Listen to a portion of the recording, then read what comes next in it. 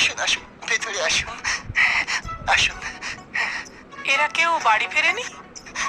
না, কেউ ফেরেনি, তবে ফিরে যাবে কিছুক্ষণে।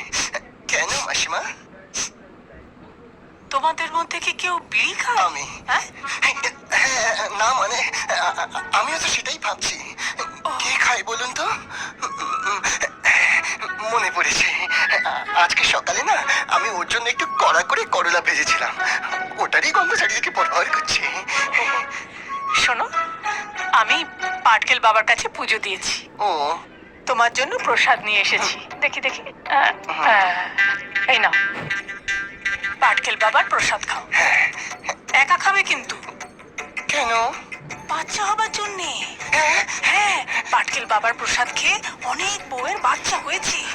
ও আচ্ছা, ঠিক আছে মাসিমা, আমি পরে খাবো, কেমন? না না, পরে না, এখনই খাও, আমার সামনে খাও। এখনই? জয় মামা পাটকেল বাবা, জয়।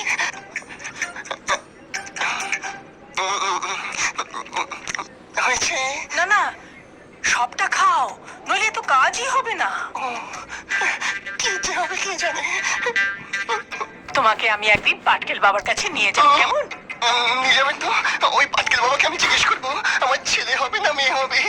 হ্যাঁ, আচ্ছা শোনো, আমরা সবাই আজকে একটু বেরোবো, একজনকে আনতে যাব। ও আচ্ছা, কাকে গো? ওটা সারপ্রাইজ, বলা যাবে না। উমা, তাই নাকি? আচ্ছা মাসিমা, সাবধানে যাবেন। হ্যাঁ, আসি। আসুন আসুন।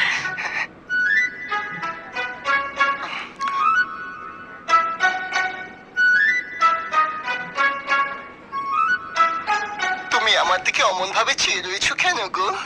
তুমিও কি পাটকেল বাবার প্রসাদ খেয়েছো?